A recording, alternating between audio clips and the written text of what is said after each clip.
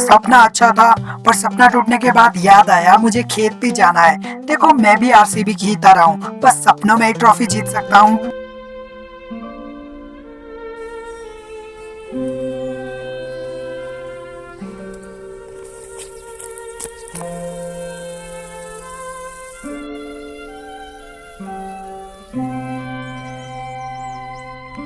तो मैंने भी हथियार उठाया, क्योंकि मैंने हाथों में चूड़ियां पहनी हुई नहीं थी, और काम करने लग पड़ा।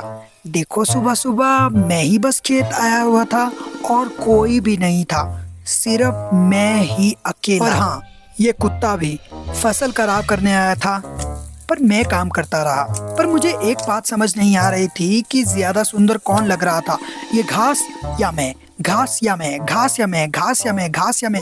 फिर मैंने देखा पेड़ों के पत्ते फटे हुए थे, मेरी पैंट से भी ज्यादा ये भी फल दे रहे थे।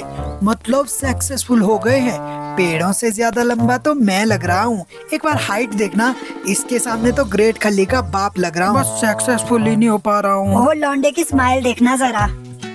पर फिर से इच्छाधारी नाग बनकर तू पग घुंघरू बांध नाची नहीं थी, पर काम कर रहा था, धूप में भी काम। फिर जो मोटिवेशनल देखी थी पिछले कल, उसका नशा उतरा, और फिर से +2 के पेपर के बाद की तरह आराम ही आराम कर रहा था। सॉरी ये शक्ल दिखाने के लिए, इसको इग्नोर करना, और दीवार पे लगी इस पपड़ी को भी। घूमने नहीं गया था, बताता हूँ कहाँ गया था। Después de besar a la vaca, después de eso le doy agua para beber। अरे इसका मतलब यही है कि पहले गाय को पानी और फिर घास खिलाता हूँ, उसके बाद खुद तो मैं पापा की मार ही खाता हूँ, फिर खेत जाके ये जवानी है दीवानी का रणबीर कपूर नहीं, 3 इडियट्स का फरहान बन जाता हूँ, क्योंकि अब्बा नहीं मानेंगे, इसीलिए बिल्लू की तरह अमीर बन ही नहीं पा रहा।